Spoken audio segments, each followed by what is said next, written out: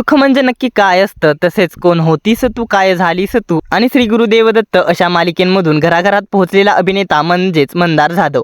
मंदार जाधवने आता त्याच्या एका मालिकेचा किस्सा सांगितला आहे. मंदार जाधवने स्टार प्रवाह वाहिनीच्या श्री गुरुदेव दत्त या मालिकेच्या आधी कोणत्या झी मराठी वाहिनीच्या मालिकेसाठी खलनायकाच्या भूमिकेसाठी निवड झाली होती याबद्दलचा ऑडिशनचा किस्सा त्याने आता सांगितला आहे. अभिनेता मंदार जाधवचा श्री गुरुदेव दत्त या मालिकेच्या आधीचा ऑडिशनचा किस्सा काय आहे आणि मंदारला स्टार प्रवाह वाहिनीच्या श्री गुरुदेव दत्त या मालिकेच्या आधी झी मराठी वाहिनीच्या कोणत्या खलनायकाची भूमिका मिळाली होती, पाहूया याबद्दलचा ऑडिशनचा किस्सा या व्हिडिओमध्ये. त्याआधी आपल्या फिल्मी उचापती या चॅनलला सबस्क्राईब केलं नसेल तर सबस्क्राईब करून घ्या.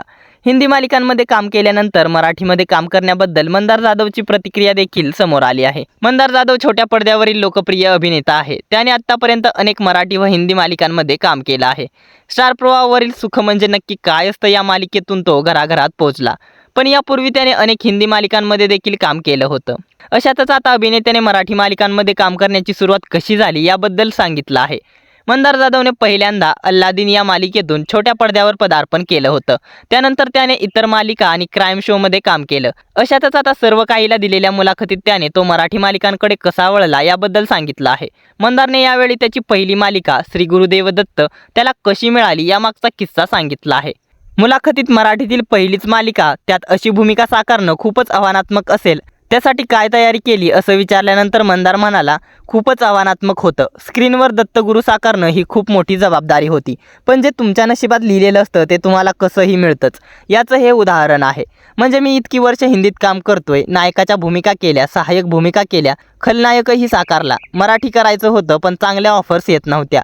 हा किस्सा सांगत मंदार पुढे म्हणाला, एक दिग्दर्शक आहेत संतोष देवधर, त्यांना याचं मी श्रेय देईन. सरांनी माझ्या लहान भावाला मेघनला फोन केला होता की मेघन, श्री गुरुदेव दत्त ही मालिका करत आहोत आणि आम्ही तुझा विचार करत आहोत.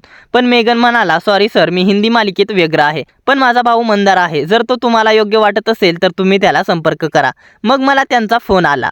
मी म्हणालो, नाही सर, मला मराठी मालिका करायची आहे, पण मला पौराणिक किंवा ऐतिहासिक मालिकेतून एंट्री घ्यायची आहे की नाही याबद्दल मी साशंक आहे. मंदार पुढे म्हणाला, मग त्यांनी मला सांगितलं की दीपक देऊळकर त्यांचे निर्माते आहेत, तू त्यांना एकदा भेट. मी नको म्हटलं, मला पौराणिक मालिका नाही करायची आहे, पण ते खूप मागे लागले. मग मी एकदा भेटूयात म्हणून गेलो आणि विचार केला की नाही करायची म्हणून सांगूयात. मी अंधेरीला त्यांच्या ऑफिसमध्ये गेलो तेव्हा तिथे 100 ते 150 मुलं होती. त्यांनी मला स्क्रिप्ट दिली. मी हिंदीमध्ये ऐतिहासिक पौराणिक मालिका केल्या होत्या, त्यामुळे माझ्याकडे अनुभव होताच. मी ऑडिशन दिली, त्यांना ती आवडली.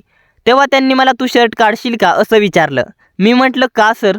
ते म्हणाले, नाही, आम्हाला तुझी शरीरयष्टी पाहायची आहे, कारण ही जी भूमिका आहे त्यात तुझ्या अंगावर काही नसणार आहे, रुद्राक्ष आणि माळा असतील. मग मी म्हटलं ठीक आहे.